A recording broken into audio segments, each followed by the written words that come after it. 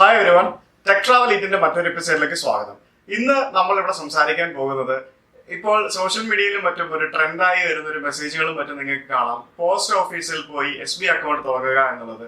നമ്മുടെ ബാങ്കുകൾ നമ്മളെ പറ്റിക്കുകയാണ്, സർവീസ് ചാർജ് ഇനത്തിൽ ഭയങ്കരമായിട്ട് ചാർജസ് ഈടാക്കുന്നു, ATM സർവീസ് ചാർജ് ഇനത്തിൽ ഭയങ്കരമായിട്ട് ചാർജസ് ഈടാക്കുന്നു എന്നൊക്കെ പറഞ്ഞിട്ട് നമ്മുടെ ബാങ്കുകൾ നമ്മളെ പറ്റിക്കുകയാണ്. അതുകൊണ്ട് യാതൊരു സർവീസ് ചാർജുകളും ഇല്ല, നമുക്ക് പോസ്റ്റ് ഓഫീസിൽ പോയി ഈസി ആയിട്ട് ഒരു SB അക്കൗണ്ട് തുടങ്ങാം, നമുക്ക് ATM കാർഡ് കിട്ടും, ചെക്ക് ബുക്ക് കിട്ടും, എല്ലാം കിട്ടും. നമ്മുടെ ബാങ്ക് അക്കൗണ്ട് എങ്ങനെ യൂസ് ചെയ്യാൻ പറ്റുന്നു, അതേപോലെ തന്നെ നമുക്ക് പോസ്റ്റ് ഓഫീസ് SB അക്കൗണ്ട് നമുക്ക് യൂസ് ചെയ്യാം എന്നൊക്കെ പറഞ്ഞിട്ട് ധാരാളം മെസ്സേജുകൾ നമുക്കിപ്പോൾ കാണാൻ സാധിക്കുന്നുണ്ട്. അതിന്റെ നിജസ്ഥിതി അറിയാനായിട്ട് ഞാൻ എന്തായാലും ഇന്ന് പോസ്റ്റ് ഓഫീസിൽ നിന്ന് പോയി. പോസ്റ്റ് ഓഫീസിൽ ഇവിടെ എറണാകുളം പോസ്റ്റ് ഓഫീസിലാണ് ഞാൻ പോയത്.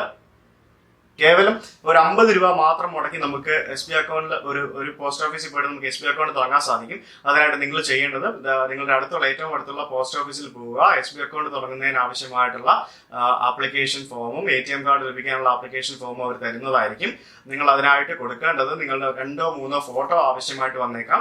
അതോടൊപ്പം തന്നെ നിങ്ങളുടെ ആധാർ കാർഡോ അല്ലെങ്കിൽ ആധാർ കാർഡ്, ID കാർഡ്, അതോടൊപ്പം തന്നെ നിങ്ങളുടെ പാൻ കാർഡ്, അതായത് കൂടുതൽ എമൗണ്ട് നിങ്ങൾക്ക് കൈകാര്യം ചെയ്യണമെന്നുണ്ടെങ്കിൽ നിങ്ങളുടെ പാൻ കാർഡും കൂടെ നൽകണം. അപ്പം ഇതൊന്നും ഇല്ലാന്നുണ്ടെങ്കിൽ ഏറ്റവും സിമ്പിൾ ആയിട്ട് ആധാർ നമ്പരും അല്ലെങ്കിൽ ആധാർ കാർഡും 3 ഫോട്ടോയുമായിട്ട് നിങ്ങൾ ഏതെങ്കിലും നിങ്ങളുടെ സമീപത്തുള്ള പോസ്റ്റ് ഓഫീസുകളിൽ പോയാൽ നിങ്ങൾക്ക് വിത്തിൻ 10-15 മിനിറ്റിനുള്ളിൽ തന്നെ നിങ്ങൾക്ക് ഒരു SB അക്കൗണ്ട് തുടങ്ങാൻ സാധിക്കും. ചെക്ക് ബുക്കും പാസ്ബുക്കും റൂപേ കാർഡും റൂപേ ATM കാർഡുമാണ് നമുക്ക് ലഭിക്കുക. ഈ അക്കൗണ്ടിന്റെ ഡെബിറ്റ് കാർഡ് ഉപയോഗിച്ച് പോസ്റ്റ് ഓഫീസ് ATMകളിൽ നിന്ന് മാത്രമല്ല ഏത് ബാങ്കിന്റെ ATMൽ നിന്നും വേണമെങ്കിലും നമുക്ക് പണം പിൻവലിക്കാൻ സാധിക്കും.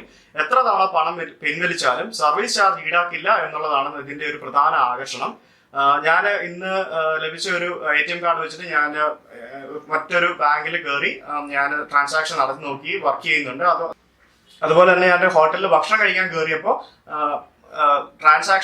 ഓൺലൈൻ ട്രാൻസാക്ഷൻ കാർഡ് സ്വൈപ്പ് ചെയ്ത് ചെയ്യാൻ നോക്കിയിട്ട് അത് വർക്ക് ചെയ്തില്ല. അപ്പൊ അത് ഉടനെ വരുമായിരിക്കും. അപ്പൊ ഇപ്പൊ നിങ്ങൾക്ക് പോസ്റ്റ് ഓഫീസിൽ SB അക്കൗണ്ടിൽ നിങ്ങൾക്ക് പൈസ നിക്ഷേപിക്കണമെങ്കിൽ ഏതെങ്കിലും പോസ്റ്റ് ഓഫീസിൽ പോയാൽ മാത്രമേ നമുക്ക് അത് സാധിക്കുകയുള്ളൂ. IFSC കോഡ് മറ്റൊന്നും ഇല്ലാത്തത് കാരണം നിലവിൽ ഇപ്പൊ നമുക്ക് ട്രാൻസാക്ഷൻ ചെയ്യാനായിട്ട് ബുദ്ധിമുട്ടുണ്ട്. അത് ഉടനെ വരുമെന്നാണ് പോസ്റ്റ് ഓഫീസ് അധികൃതർ പറയുന്നത്. കറൻസി നിരോധനത്തിന് പിന്നാലെ ബാങ്കുകൾ തൊട്ടതിന് പിടിച്ചതിനുമെല്ലാം പൊതുമേഖലാ ബാങ്കുകൾ ഉൾപ്പെടെയുള്ളവർ സർവീസ് ചാർജ് ഈടാക്കുന്ന നിലയിലേക്ക് കാര്യങ്ങൾ എത്തിയതോടെ വൻ പ്രതിഷേധമാണ് രാജ്യത്ത് ജനങ്ങൾക്കിടയിൽ ഉണ്ടാകുന്നത്.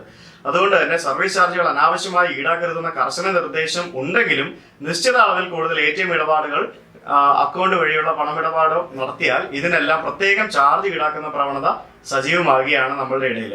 ഈ കൊള്ളയടി മറികടക്കാനാണ് ഇപ്പോൾ ആൾക്കാർ പോസ്റ്റ് ഓഫീസിൽ സേവിങ്സ് ബാങ്ക് അക്കൗണ്ട് ഉപയോഗിക്കാം എന്ന് പറഞ്ഞ് ഭയങ്കരമായിട്ടുള്ള ക്യാമ്പയിനിങ് സോഷ്യൽ മീഡിയ വഴി നടക്കുന്നത്. പോസ്റ്റ് ഓഫീസുകളിൽ ഇപ്പോൾ ധാരാളം ആളുകൾ SB അക്കൗണ്ട് തുടങ്ങാനായിട്ട് എത്തുന്നുണ്ട്. പോസ്റ്റ് ഓഫീസുകളിൽ നിന്ന് നിങ്ങൾക്ക് ബാങ്കിൽ നിന്ന് കിട്ടുന്ന അതേ ഒരു പ്രതികരണമോ അല്ലെങ്കിൽ ആ ഒരു രീതിയിലുള്ള കൈകാര്യം, ആ ഒരു രീതിയിലുള്ള മെച്ചപ്പെട്ട സേവനങ്ങളോ ലഭിക്കുമോ എന്ന് നമുക്ക് കണ്ടറിയേണ്ടതായിട്ടുണ്ട്. കാരണം എനിക്ക് തോന്നുന്നു ഇവർക്ക് കൃത്യമായിട്ടുള്ള ട്രെയിനിങ്ങുകളോ മറ്റോ ഒന്നും ഇതുവരെ കിട്ടിയിട്ടില്ലാതാണ് എനിക്ക് പോസ്റ്റ് ഓഫീസിൽ പോയപ്പോൾ മനസ്സിലാക്കാൻ കഴിഞ്ഞത്. അവിടുത്തെ ജീവനക്കാരും ഇതിനെപ്പറ്റി കൃത്യമായിട്ടുള്ള ഒരു ധാരണയിലൊന്നും ആയിരുന്നില്ല. 1 രൂപ പോലും സർവീസ് ചാർജ് ഇല്ലാത്ത ഈ സേവിങ്സ് ബാങ്ക് അക്കൗണ്ട്, പരിധിയില്ലാത്ത സൗജന്യ ATM ഉപയോഗം എന്നിവയാണ് നമുക്ക് ഇതിന്റെ അട്രാക്ഷൻ ആയിട്ട് പറയാൻ പറ്റുന്നത്. പോസ്റ്റ് ഓഫീസിലെത്തി അക്കൗണ്ട് ഫോം പൂരിപ്പിച്ച് നൽകിയാൽ പാസ്ബുക്കും ATM കാർഡും ഒപ്പം കിട്ടും. ഇതിൽ ചെക്ക് ബുക്ക് കിട്ടണമെന്നുണ്ടെങ്കിൽ മിനിമം 500 രൂപ നമ്മൾ അക്കൗണ്ടിൽ ഡെപ്പോസിറ്റ് ചെയ്യണം, എന്നാലേ നമുക്ക് ചെക്ക് ബുക്ക് കിട്ടുകയുള്ളൂ. ഈ അക്കൗണ്ട് തുടങ്ങിയതിന് ശേഷം 24 മണിക്കൂറിനകം നമുക്ക് കാർഡ് ഉപയോഗിച്ച് ട്രാൻസാക്ഷൻ നടത്താൻ സാധിക്കും. ഈ നിലയിലേക്ക് പോസ്റ്റ് ഓഫീസ് അക്കൗണ്ടുകളെ ഡിജിറ്റൽ ഇന്ത്യയിൽ ഉൾപ്പെടുത്തി സജീവമാക്കിയതോടെയാണ് ഇതിലേക്ക് കൂടുതൽ പേർ ആകൃഷ്ടരായത് എന്നാണ് വിലയിരുത്തൽ. മാത്രമല്ല ഓൺലൈൻ ബാങ്കിങ്ങിനും സേവനങ്ങൾക്കുമെല്ലാം കാർഡും അക്കൗണ്ടും ഉപയോഗിക്കാനാകും എന്നാണ് പോസ്റ്റ് ഓഫീസിൽ നിന്ന് പറയുന്നത്. ലോണുകൾക്ക് മാസാമാസം പണം ഓട്ടോമാറ്റിക്കായി അക്കൗണ്ടിൽ നിന്ന് നൽകാനുള്ള ECS സർവീസ് ഉൾപ്പെടെയുള്ള രീതിയിലേക്ക് പോസ്റ്റ് ഓഫീസ് അക്കൗണ്ടുകൾ മാറുമെന്നാണ് പറയപ്പെടുന്നത്. രാജ്യത്തെ ഭൂരിഭാഗം ഹെഡ് പോസ്റ്റ് ഓഫീസുകളിലും പോസ്റ്റൽ വകുപ്പിന്റെ ATM കൗണ്ടർ പ്രവർത്തിച്ചു തുടങ്ങിയിട്ടുണ്ട്. എറണാകുളത്ത് ഞാനിപ്പോൾ ചെന്നപ്പോൾ അവിടെ ഒരു പോസ്റ്റൽ വകുപ്പിന്റെ ഒരു ATM ഉണ്ടായിരുന്നു. അതേപോലെ കേരളത്തിന്റെ മിക്ക സ്ഥലങ്ങളിലും ഹെഡ് പോസ്റ്റ് ഓഫീസുകളുടെ അവിടെയായിട്ട് ഇപ്പം ഇന്ത്യ പോസ്റ്റിന്റെ ATM കൗണ്ടേഴ്സ് നമുക്ക് കാണാൻ സാധിക്കും.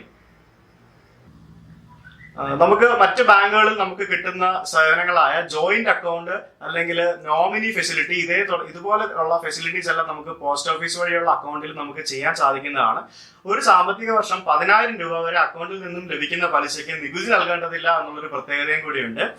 അപ്പൊ എന്തായാലും നിങ്ങൾ ഈ വീഡിയോ കണ്ടെന്നുണ്ടെങ്കിൽ നിങ്ങൾ അടുത്ത നിമിഷം തന്നെ, അടുത്ത ദിവസം തന്നെ നിങ്ങളുടെ ഏറ്റവും അടുത്തുള്ള പോസ്റ്റ് ഓഫീസിലേക്ക് പോവുക. നിങ്ങൾക്ക് SBI അക്കൗണ്ട് തുടങ്ങണമെന്ന് ആവശ്യപ്പെടുക. അപ്പൊ അവർ ഒരു ആപ്ലിക്കേഷൻ തരും, അത് ഫില്ല് ചെയ്ത് വേണ്ട രേഖകളും മറ്റും കൊടുത്താൽ നിങ്ങൾക്ക് എത്രയും പെട്ടെന്ന് തന്നെ പോസ്റ്റ് ഓഫീസിൽ ഒരു SBI അക്കൗണ്ട് തുടങ്ങാൻ സാധിക്കും. ഈ വീഡിയോ നിങ്ങൾക്ക് ഇഷ്ടമായിരുന്നുണ്ടെങ്കിൽ ഇത് ലൈക്ക് ചെയ്യുക. താഴെ ഒരു ചുമന്ന ബട്ടൺ, സബ്സ്ക്രൈബ് ബട്ടൺ ഉണ്ട്, അത് ബട്ടൺ അമർത്തുക. അതോടൊപ്പം തന്നെ അതിനടുത്ത് കാണുന്ന ഒരു ബെൽ ചിഹ്നം ഞെക്കിയാൽ ഞാൻ എന്റെ ചാനലിൽ അപ്ലോഡ് ചെയ്യുന്ന എല്ലാ വീഡിയോസും നിങ്ങൾക്ക് നോട്ടിഫിക്കേഷൻ കിട്ടുന്നതായിരിക്കും. അപ്പോൾ വീഡിയോ ഇഷ്ടമായെങ്കിൽ സബ്സ്ക്രൈബ് ചെയ്യുക. നിങ്ങളുടെ വീഡിയോ മറ്റുള്ള സുഹൃത്തുക്കളുമായിട്ട് ഷെയർ ചെയ്യുക. അപ്പോൾ വീണ്ടും കാണുന്നത് വരെ ഗുഡ് ബൈ.